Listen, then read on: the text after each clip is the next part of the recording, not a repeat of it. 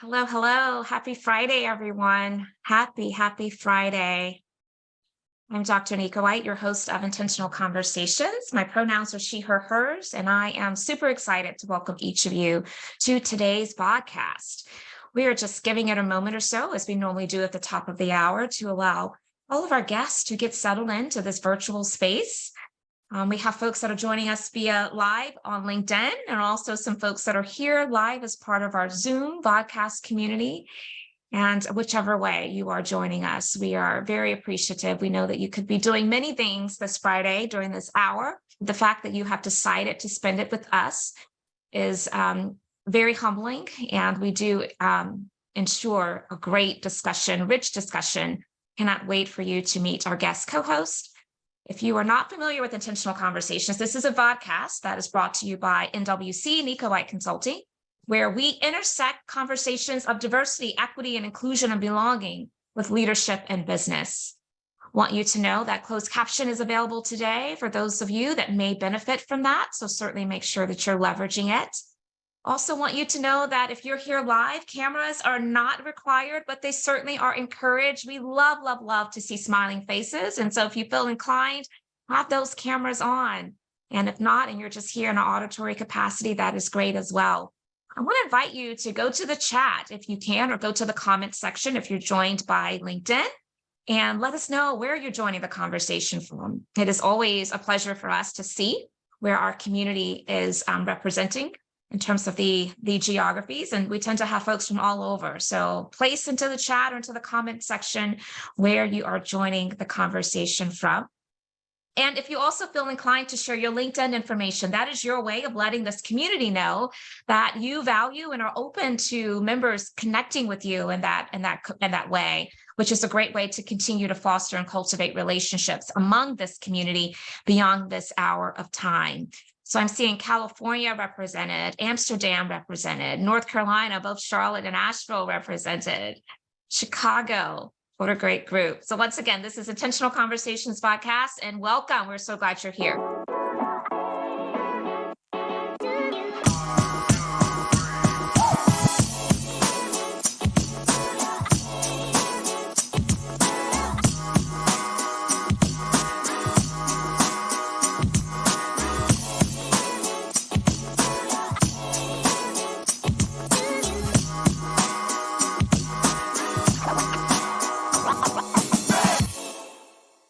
So as the screen states, yes, let the conversation begin. We are again just so glad that you all are here with us for the Intentional Conversations VodCast.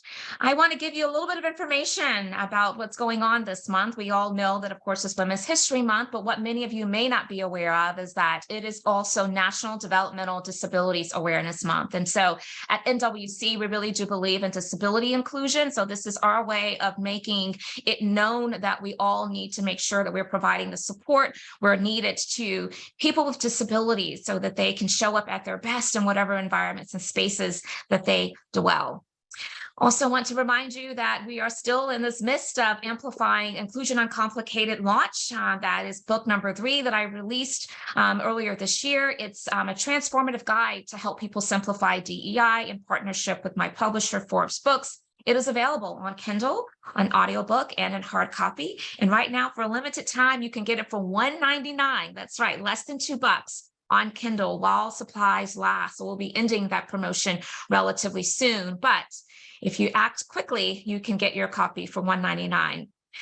And I also want you to be aware that we have a wonderful opportunity coming up. It's going to be the official and the one and only book club, where I am going to be leading the discussions along with my colleague, Cosette Strong, who serves as NWC's DEI strategist and designer.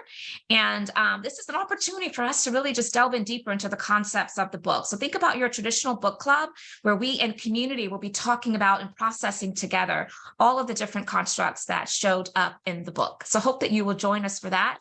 My colleagues will place into the chat the link for you all to secure your spot. And so we hope that you will consider this opportunity. And if you are an individual that is one of the influencers in your organization around the learning and development path, specifically as it relates to DEI concepts, I invite you to join us for one of 3 information sessions where we are going to be sharing the launch of Unravel the Knot, which is an inclusion uncomplicated learning experience. And so we want you to be in the know about this limited number of opportunities that we're going to be providing in this calendar year. So make sure that you visit the link.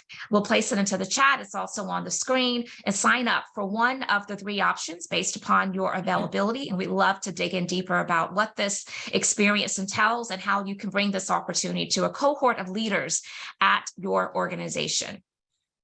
One of the things that I always like to do is make sure I give you information about who's coming up next in terms of our Intentional Conversations VodCast. And I am so excited because next week, one of my dear friends, my sister girls, is going to be joining us, and her name is Joaquina Reed. I know her as Kina. That's actually what she wants everyone to refer to her as.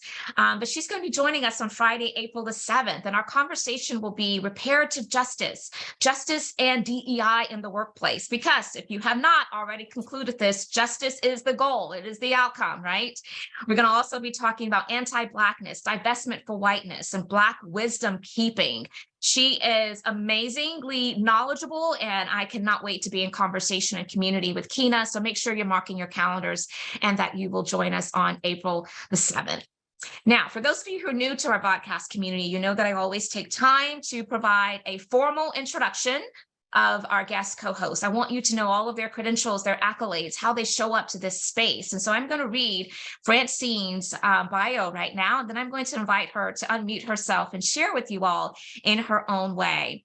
Francine is an accomplished global business professional and practitioner. Her area of expertise is in leadership development and career advancement for women and women of color in the workplace. She is the founder and CEO of Francine, Parham and Company, which works with organizations to provide solutions in advancing their female talent and leadership pipeline. Her company achieves this work through focus in the areas of qualitative and quantitative assessment, as well as customized programmatic solutions. She is also the founder of the newly created Career Lab. We're going to talk a lot about that today. It is focused on career mobility solutions using scientific methodology, tools, and technology.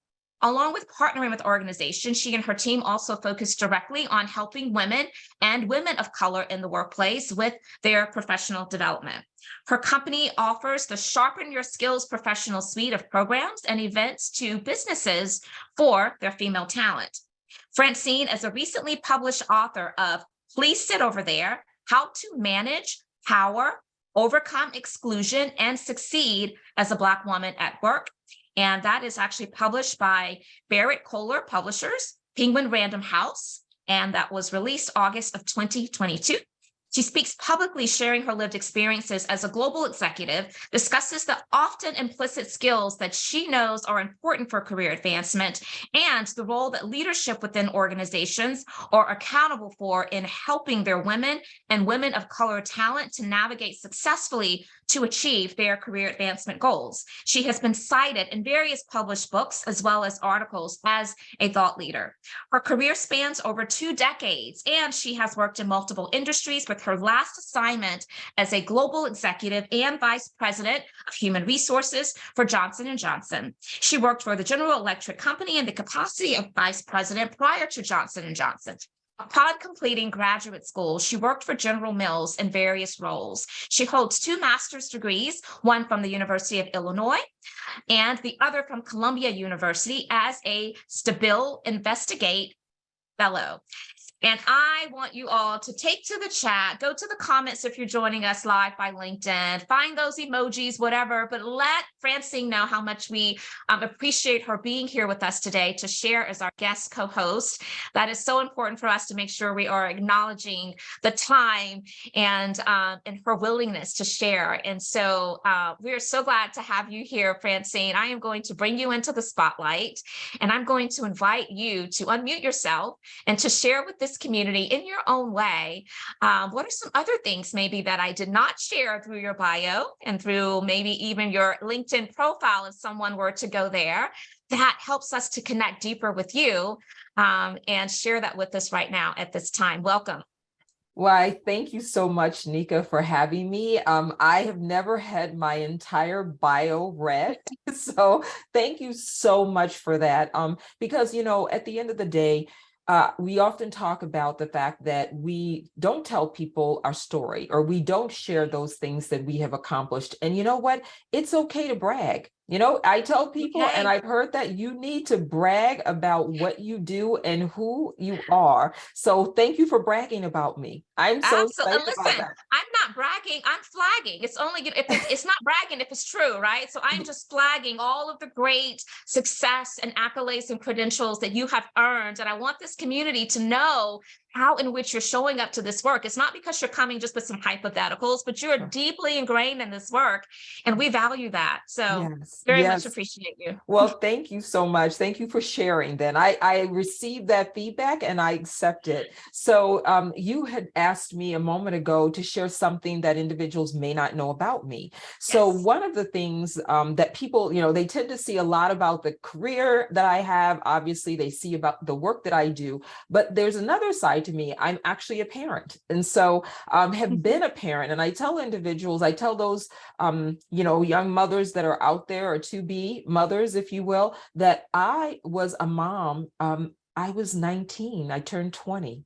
And a lot of Mm, individuals don't know that about me. So I started out as a single parent, and I mm, navigated myself through my undergraduate degree, took my yes. child in tow to my first graduate program, and then took him in tow to my first company, which was General Mills. And so I used to have my son there when I did orientations, because at that time, back in the day, I didn't have anybody to leave him with, in Cedar Rapids, Iowa was where I was located, working for General Mills. So I was in a remote location. It was me and my son. And now he's a big man now. But yeah, I still refer to him as my baby, and he always will be. But at the end of the day, I took him in tow and I started my career. So when I hear people say sometimes it's hard, I just can't do it, I'm a single mom, I say, you know what?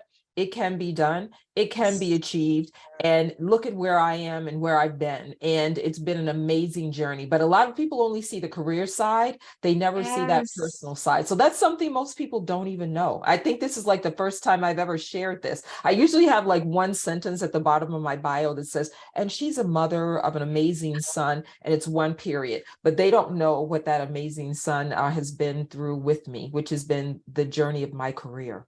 No, I so love that. And I love that you decided to amplify that as part of the conversation today. And I think that you're right. So often we do tend to see people in the lens of their professional careers, but not them as a holistic person. And parenting is definitely a big part of our lives for those that are parents. And so, and hats off to you for doing it and achieving such great heights as a single parent. I think Yeah. that's amazing. And yes, it can be done. And I will bet that probably there's some people who are going to be exposed to this message today, Francine, that are being encouraged and inspired by hearing you share. And so thank you so much for letting us into that insight into your life. And yes, our babies, our kiddos, no matter how old, there will always be our babies. My babies are grown adults, and I call them babies as well. Absolutely.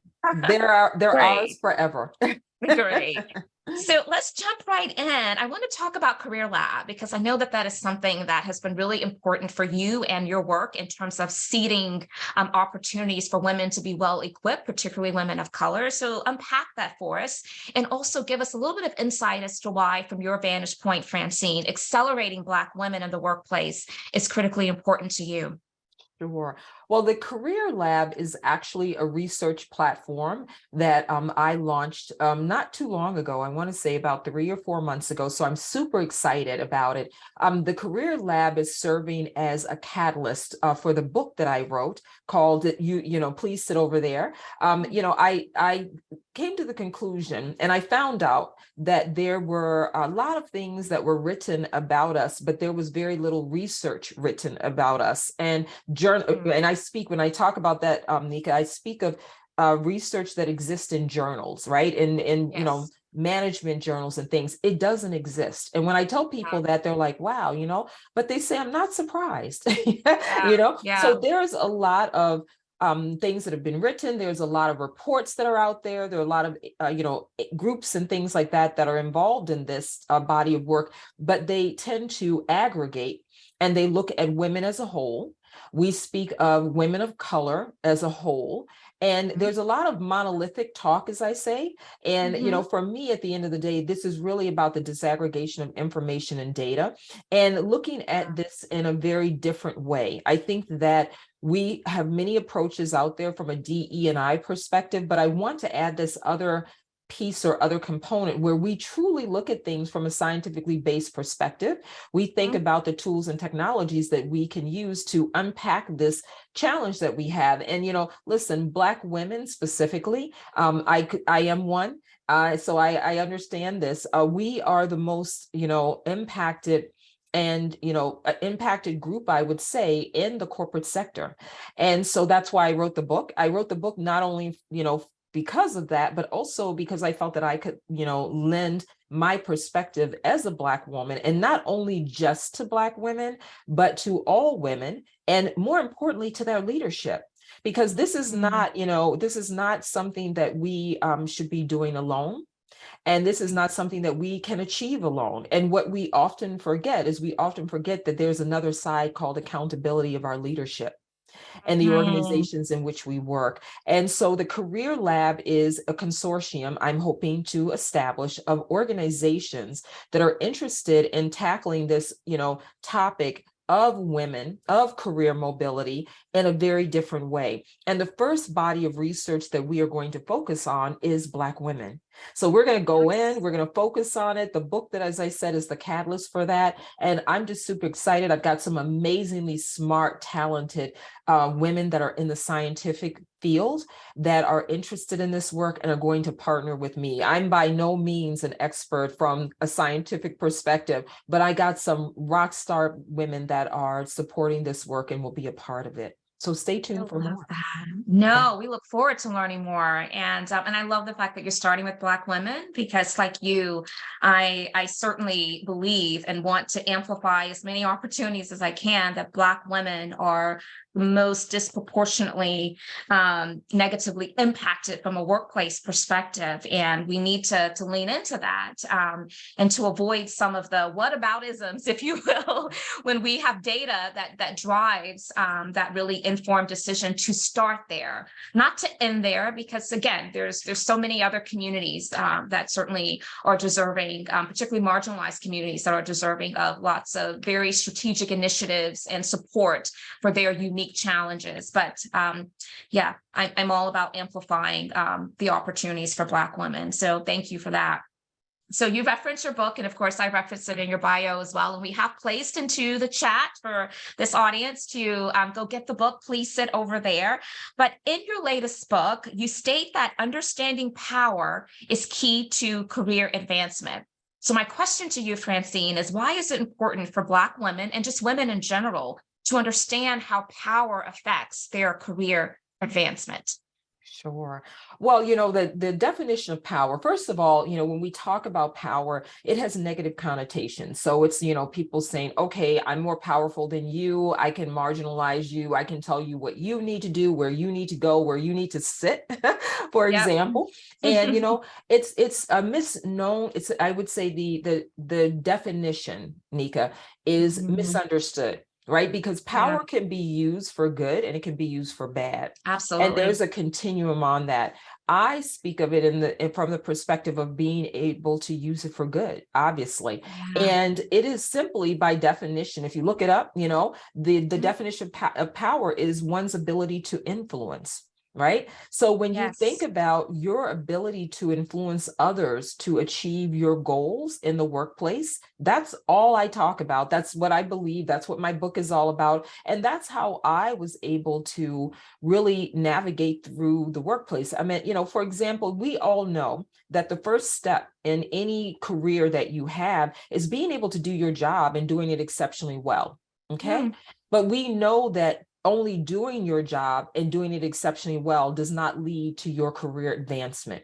There are Yeah. other things that lead to that. There are other implicit skills that you need to develop. Like, what is your brand? What is your story? Do you have the Yes. organizational advocacy that you need? All of these things no one talks about. And I submit to you, when I, in my capacity as a global executive, sat at the table. So I'm one of those individuals that I've never envisioned the table because I've been at the table. So I don't have to guess about it, right? I can tell you about it. And what it is really about is it's about all of those things that I just talked about.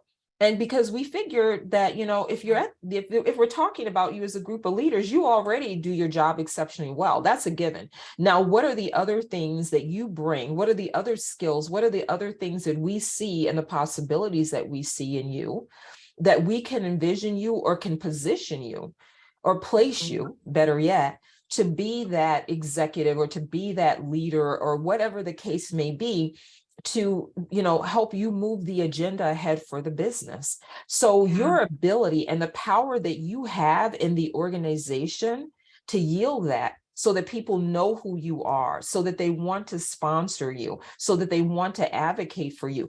More importantly, that you have something that they can't do without.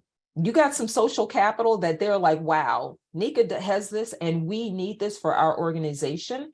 That's what you really want. You want to make sure that you have that and people come to you because you become that known entity in the organization that they cannot do without. And that's really how I built my career. And I started to watch people. I started to watch people that were a lot more senior than I was, that didn't even look like me. Right? Because I worked in environments and organizations where there were few, if any, that were women, much less women of color, much less a Black woman. So I started to emulate. I started to look and I'm like, well, how do they do this? How do they get that done? Let me see if I can do that. And it worked. No, I appreciate all of that insight. I want to lean into two things that you shared, and 2 points that are coming up for me. The first is power. And you're right. I think that a lot of people hear the word power and privilege, and they automatically go to the negative connotation of that. And I'm going to put this in context of the broad definition of privilege, and not at all to minimize the fact that white privilege certainly exists, because it does. But I want to put it into the context to where if all of us were to take inventory of our lives, there are many of us that probably could identify some areas of privilege in our lives. I think about the fact that I grew up in a home with two parents, right? I grew up in a home where I had the ability to have a mom and a dad that were parenting me in a very loving relationship. And I grew up in a home where I had more than enough from a financial means perspective. All my needs were met. And so I share that because I love the fact that you also amplify that the positivity of power, if it's acknowledged and if it's used honorably and correctly, right? And I think that's important to amplify. The other thing that I heard, Francine, as you were talking about your approach is I'm curious about the shared accountability. It sounds like part of how you show up to this work and your support is more or less allowing the women that you're focused on to have self-agency to help create a pathway that can lead towards the desired career mobility, career advancement opportunities.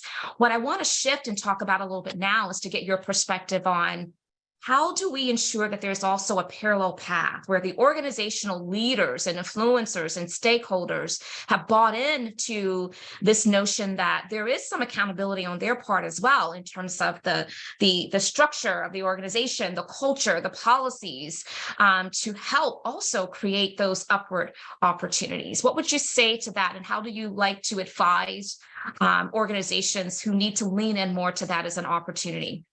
Sure. Well, I will say that there's two ways I think that can be done. I think that, for those listening today and being engaged in this conversation, it is as simple as you thinking through, and working with individuals in your organization that are, those people that the organization deems as being powerful, or that a lot about, or you want to engage in a conversation. I'll give you just a very simple example. So, obviously my book is top of mind. I talk about it a lot. And I say, you know what, go out and, you don't have to buy my book, go to the library and check it out. If you want to do that, check it out. If you can't afford, or whatever your circumstance may be, go check the book out. If you really want the book, send me an email. I'll give you the book. That's how passionate I am, but I would like you to buy it. But I am passionate about the book. But at the end of the day, use my book or use your book, for example, Nika. Use the tools and information that is in front of you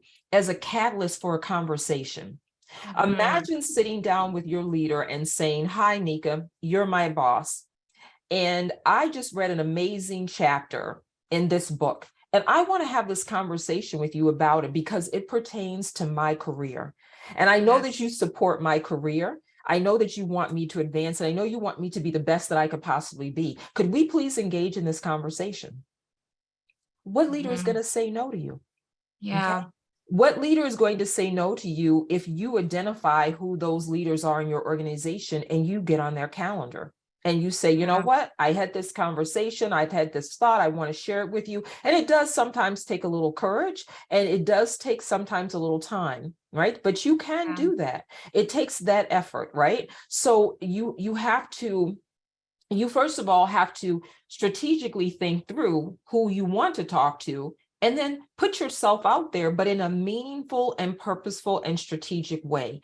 Think about what you do offer to the organization. All of us have some means or something that we are privileged to have. As you said, you grew up in this amazing family. I grew up in an amazing family, very similar to yours, with one mother, one father, 6 kids, 52 years being married. Very traditional. You don't hear of our stories today, right? But at the end of the day, what I knew was that that was not taken for granted, right? So I was very sensitized to that. So when I went into the workplace, I was very sensitized to individuals who did not have or had experienced what I had experienced, right? And how do I take a role in that? And you don't have to be at the level that I was at or some, have a big title or whatever. All of us can impact in some way because all of us have some place of privilege. When you are in a room and you look around and you meet your team and you don't see someone that looks like you or you think that needs to be there, go find that person and talk to them about what you've done and see how you can get them in that room. This is about creating that kind of energy. Now, what I would say to organizations is I would say to organizations and leaders that you need to start paying attention, right? Yeah. This is really about accountability. And accountability at the most senior level, because those individuals do have the opportunity to impact the agenda. They do have, they own the systems, they own the processes. They bring people like you and I into the organization to have those discussions with them that maybe their team or their direct reports or the organization at large can't necessarily have. But there is a shared accountability that needs to be recognized, because this is not a journey alone. You cannot do this. I don't care how much you're excited about it as an individual, how much you want to talk about it. I don't care what you do. You have to be engaged in this. If they're, whether it's a part of being a business resource group or an employee resource group, whatever you do, as a leader, I say to them, if you're a sponsor, get involved, get engaged, truly understand how you move this agenda ahead and get past the performative, right? But the performative DE&I, as we talk about. And that's what I'm out here doing. I'm out here beating the drum, and talking about this to leaders because I have that platform. So I have that privilege to be able to do that. So I have these candid conversations with them too. I'm like, listen, you ain't showing up right. And here's the things that you need to do to show up. And they need to hear it. And so I so appreciate you circling back to the shared accountability piece, because you also referenced the courage sometimes that it takes to center your voice and to let others in an organization know that I'm feeling like I'm not being supported around full opportunity for success. And so I love the encouragement of leaders and stakeholders to take the initiative to seek out that input, that intel, because it really can make a big difference. So we know that you've had ample experience in corporate America, and I want you to talk a little bit, Francine, about how corporate America experiences help to inform your strategy as it relates to engaging with Black women in the workplace. Yeah. Well, it informed my strategy because, I walked into so many places where we were not. And the higher that I went into the organization, the less I saw us, right? As individuals, as Black women, women of color, just Black women. I'll talk about Yeah. that, for example, in Yeah. my personal experience. And I built my career going to some pretty remote places. My first career move right out of graduate school, my first graduate degree was in Cedar Rapids, Iowa. And I had to look on a map. I'll be honest. I'm like, where is Cedar Rapids, Iowa? Like, I'm from the East Coast, and I think this is in the Midwest. I'm not sure. I know I've Iowa been is to in the Iowa, and let me Midwest. tell you. Okay. Yeah. Dial back 2 decades. All right. You know, and that was my first experience. And listen, I was thinking about, I had my son in tow. Don't think that I wasn't aware of this. I went out there, I looked across, and I'm like, I can only see like for miles. I'm doing like this. I'm like, I see nothing but like farmland on the horizon. And how's my son as a Black child? How's he going to navigate in being in this place? And like, Francine, here's the school. It's a great school system. I'm like, but, how's this going to work for my son? So I was acutely aware of all of these places that I went to beyond, and I could, Warsaw, Indiana. I got the role. I got the list. Okay. Places but you know what? I built my career there. I decided strategically that, I needed to go build my career. But what I did do was I didn't let the fact that I was a Black woman get in the way. And what I said is that I need to do the same things. And I know, listen, I came from a family where my parents were, my dad, as I talk about in the book, my dad was, my grandfather was a sharecropper. Okay. I talk about the fact that my mother, walked the picket lines. I was very well aware of the topics around civil rights and around democratization. And we talked about it openly in our family. And that was, so I clearly went into the workplace understanding that. But the foundation that I understood was that I had a charter to do more. That was my charter, that my parents like beat it in. They're like, Francine, when you get out there, you got to do more, because we did more. So you got to do the same thing and carry it forward. So I went into those places with that mindset. And I tell everyone, go into the organizations that you go into with the mindset that you are going to achieve. And don't worry about, be aware, never forget who you are. I was clearly from like the time I could remember, probably 4 years old. I was keenly aware of who I was, what I was up against, and what I walked into every single day. But I'll tell you, Nika, that prepared me. So I tell everyone, don't shy away. Go in knowing what you're going into, but more importantly, strategically think about how you are going to navigate. Yes, you are going to face microaggressions. I probably faced them before the term even came up. I didn't even know what that was back in the 90s. I'm sure I know. Let me not say I'm sure I know, right? I'm sure there was some disparities that I faced. The road was bumpy for me.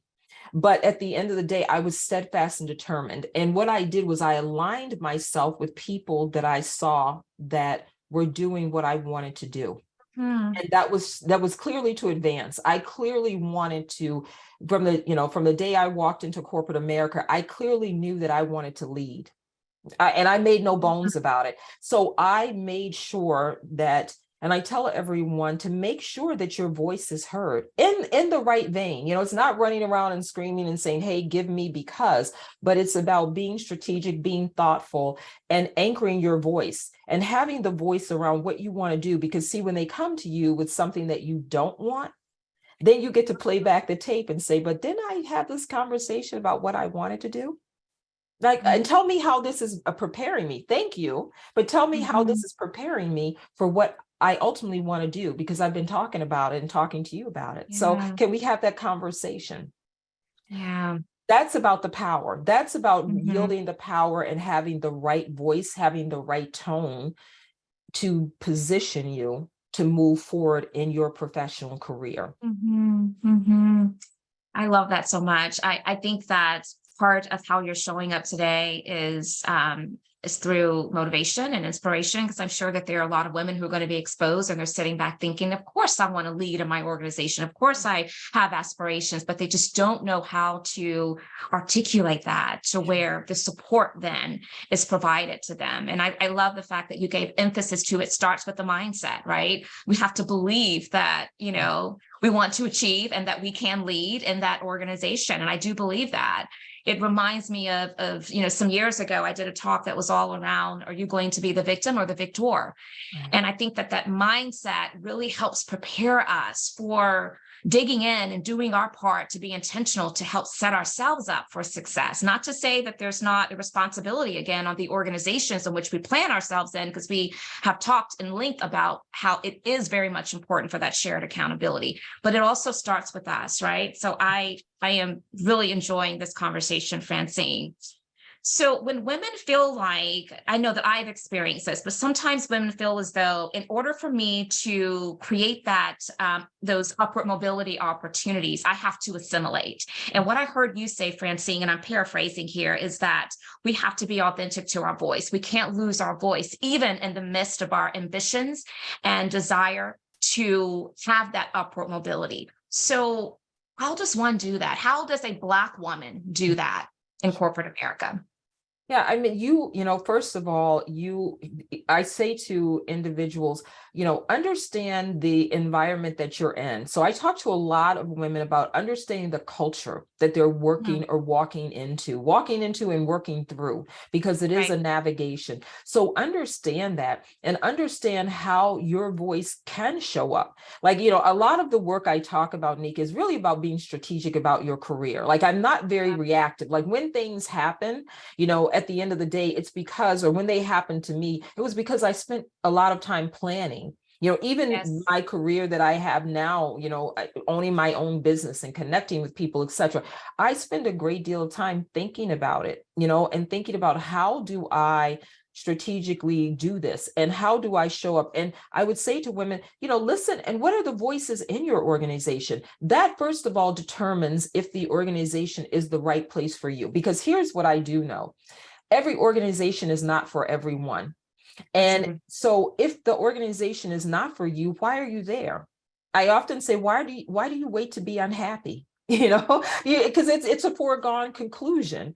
And so how do you find your voice is that you start to ensure that you understand what the voices are in your organization, understand what the voices are that have the power in your organization, because not every voice you need to pay attention to. Right? You need to pay attention to the right voices that are going to help you. And then you have to eventually develop your voice over time. I will tell you, when I walked into the corporate environment, I did a lot of listening. I talked to a lot of people. I invited them into having conversations. I did this because I wanted them to know me. And then I built it to the fact that where I developed my voice, so they started to listen to me. So I kept playing my record over and over, my CD or whatever it is today that you listen to, your download, right? I played that over and over and over again in my organization. I had people understand what I stood for. Yeah, there's some times where, I had to demonstrate, because you're always going to have to back up what you say with some type of demonstration. But I demonstrated and I talked about it. So people became, I became known as that person. If you wanted to have the honest and sincere conversation about your career, Francine was the person to go to. I came to, and not only the individual, but the leaders. I'm like, John, this company may not be for you. And let me tell you what I'm hearing. Right? So I became a trusted advisor. That was my currency. That was my social currency. When I became that trusted advisor in my organization, and I developed that over time, then what happened was my voice came along with it. Right. So that was how I worked on that. And what I tell people, Nika, like, this is not like a one and done thing. The things that I'm talking about, they don't happen in 1 year. This is you being thoughtful, being strategic, being, really thinking about first question is, how do you want your voice to show up? Like, what do you want to say? How do you want it to be? And I'm not speaking, I should say, just not verbally, but how do you want your voice to show up and how you talk about things, how you demonstrate, how you perform, that's your voice in a large context. And how do you want to have that voice that is, I would say, consistent, right? So we want to know, how do you consistently do this? Or how do you consistently talk about this? When the organization is thinking about something, can they come to you and get that consistent message that they know that they're going to get, right or wrong, but they're going to get the consistent message because they know what you stand for? Those are Yeah. the things that you build very early on in your career. And even if you're in the midpoint of your career, you start developing it and you stick to it. And I promise you that it pays off. It does. And I'm a believer in that as well. I'm a product of that as well. And what you're really speaking of is intentionality around our personal branding. How are we showing up in these spaces, and how are we doing that in a way where it's consistent? And you use the language social currency, and I love that. I think that we all need to spend some time reflecting on what is our social currency, and then leveraging that to our ability to help us as we're trying to navigate, the upward mobility opportunities that maybe we're seeking. You also said something, Francine, that I took pause with, and I want to just back up a second and to address it. But you talked about the importance of being able to back up and show evidence of what we've done, right? In terms of our performance, different experiences. And I remember a Harvard Business Review study indicated that when you think about gender, men and women, that men are often judged by their potential, right? Women are often judged by the proof of what they've been able to accomplish. And that is a huge disparity. So as someone who has rooted, themselves in this work of upward mobility, career mobility for women, particularly women of color and Black women, what do you say about that? And how can we change that narrative? Sure. I mean, I think that it is, unfortunately, Nika, you're 100% correct. It is based on, I've got to show you, right? You've got to believe, Yeah. and then I've got to show you. And that narrative has not necessarily changed as much as I personally would like to see that. And so, I think that at the end of the day, you will always have to do something in that nature, right? And we hope that we will get to the point where that is not something that I've got to show you that I can do this work. Yeah. Because here's the thing, even sometimes when I show you that I can do this work, I still don't get the job. I still don't get That's that true. leadership role. That's the reality of it all. So then it becomes you thinking about, how do you surround yourself strategically again? How do you personally surround yourself with people that can speak on your behalf, that are in positions of power, leadership, and authority in your organization that can do that? Every person on this call that's in an organization, pull out a blank sheet of paper and list 5 people. You don't need 20, you don't need 30. I believe in the vital few. And list 5 people in your organization that yield the power that you need to know, that you need to talk to, that can speak on your behalf. And I'm not talking about just being in the room. They speak on your behalf anywhere you are. And at the end of the day, who are those people? And who are those relationships that you need to nurture?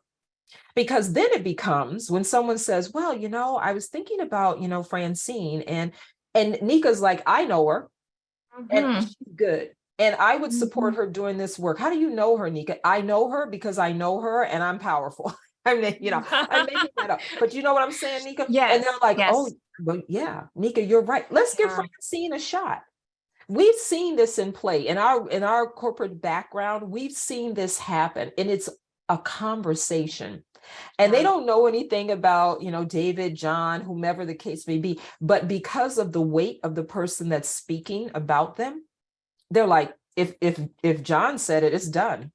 All right. Yeah. So you've got to think about those 5 people in your organization that you want to develop that relationship with, so that it gets to a point where they start to just bring you in. That's a form of sponsorship, but you're not, exactly what it right? is. Right. That's when they start sponsoring you, and you don't have to, everyone, I love it in organizations now, because I hear and see a lot of sponsorship programs.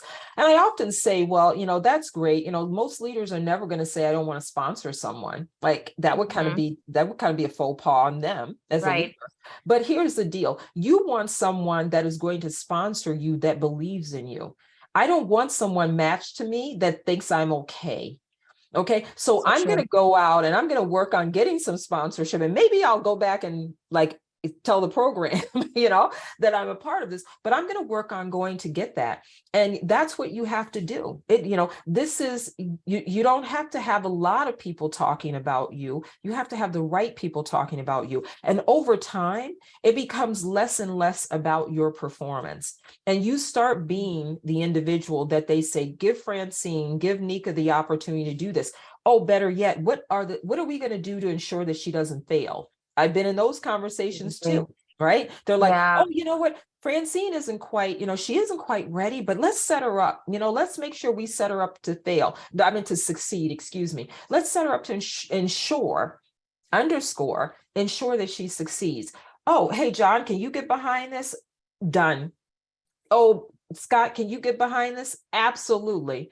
Marie, oh, count me in. See, that's the energy that you want to start to have, but you've got to create that so that it becomes less about your performance and more about you being positioned. This is about positioning. This is about sponsorship. And I tell everyone, yes, people say, I would love not to play this game, but I submit to you, Nika, it is a game.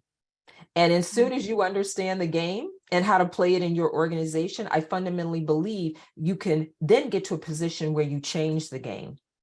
Yeah, no, that's so good. And it's a game right now that unfortunately a lot of Black women in corporate America are losing. So conversations like this, your book, Please Sit Over There, are really important resources to help us to really change this narrative.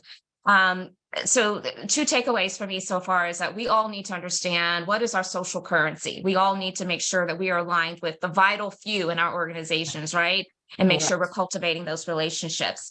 And then you said something just a moment ago, Francine, that I just want us to try to find some way of normalizing. What if, when women of color, Black women, show up to an organization and part of their onboarding is all of these key leaders and stakeholders with great level of influence and power in the organization were to get together, and that strategy session is all about how can we help this person succeed and not fail. I don't think that we go into these situations in the workplace, at least not our leaders, the majority leaders, with that type of mindset. It is, let's toss something out there and see if they can either swim or drown.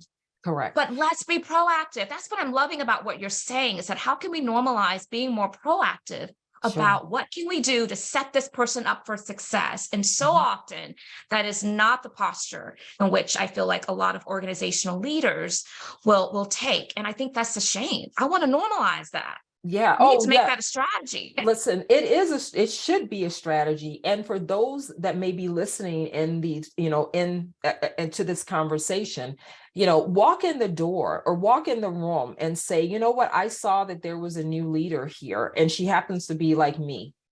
And you don't have to be a leader to have that conversation, but walk into the room and say, how can we help her be successful? Yes.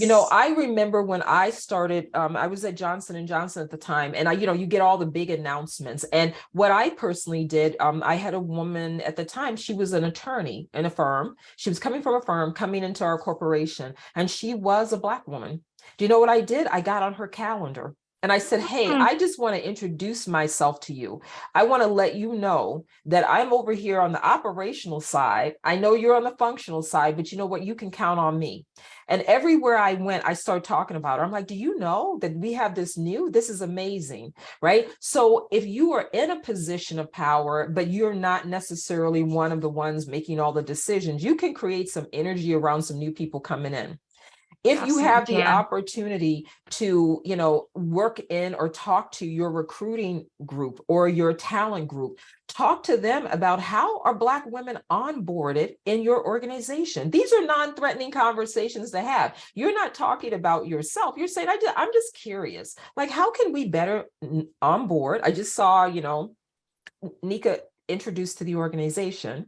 How can we better ensure that we onboard? See, it's once again, Nika, having that mindset and being strategic and thinking every single moment. And I tell you, is this work hard? Yes. Is it exhausting? Yes. But we do this so that we hope one day that our children, irrespective of whether they're Black, they're brown, they're white, whatever they may be, don't have to work as hard as we have.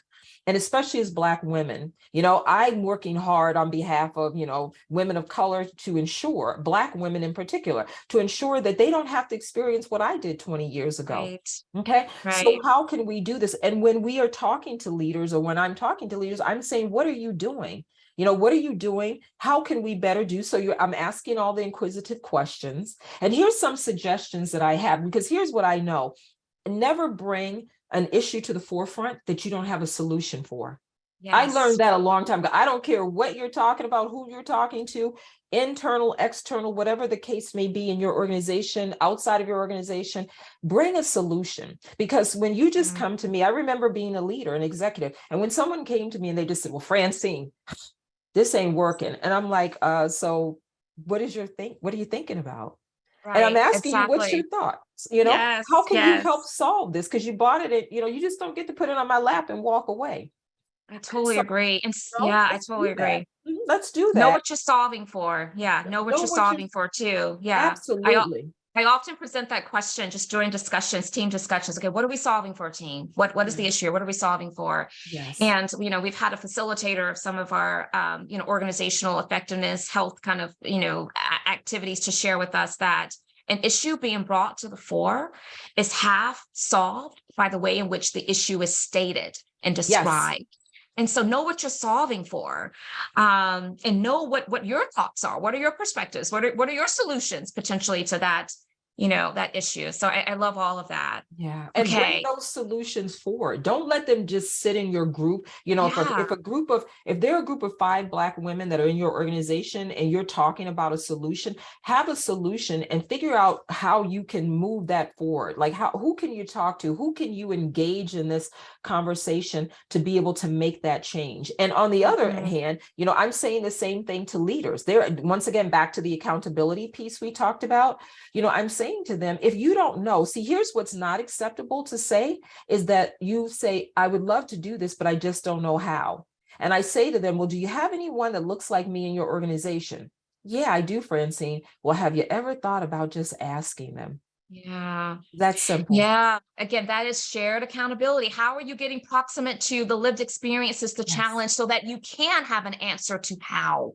That's Correct. part of that. That's part of that accountability. It's not enough just to say, I don't know.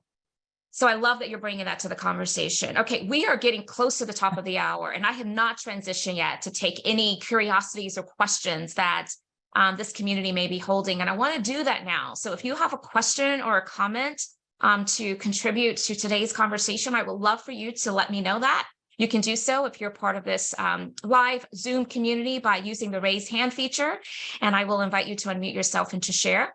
And I will bring you into Spotlight. If you're on LinkedIn Live and you're joining us in that capacity, place your question into the comments. We will bring that over into this conversation. And we'd love to hear from you. Or if you just have a question and you want it to be presented on your behalf, you can go to the chat and we will definitely bring that question to the fore. So while people are considering their questions, I want to just give you a moment to share what's coming up for you, Francine. What's on the horizon that you are really looking forward to that you think is important to socialize with this community? Oh, goodness. So we talked earlier about the career advancement. We talked about the career lab, if you will, and the career advancement project that I'm working on. I will be looking. So one of the things that we are doing is we're reaching out to individuals to begin this body of work. As you know, we're conducting surveys. And so we're asking any Black professional women that are in an organization, if they would be interested in being a part of the initial surveys that we are going to be doing. And from then we have, so that's, that's like the scientific process. We got to start with a small group, a small pilot group. We're going to have those one-on-one conversations. So if you're interested in a one-on-one conversation, we want to talk with you, because based on that, that is how we're going to develop our questions. That's how we're going to develop our approach and our methodology. So send me an email. It's simple, email@francineparham.com. People always say, is there a Gmail in there or something? No, it's email@francineparham, one-word.com, and say, I'm interested in your study. And we will tell you more about it and how it works. So that's top of mind for me. Top of mind also for me is getting this book out into as many people's hands. It's an easy read. I think it's like less than 300 pages or so. I'm looking at it right now. It's amazing how you forget the details of your book. You do. Because you're so true. That's so true.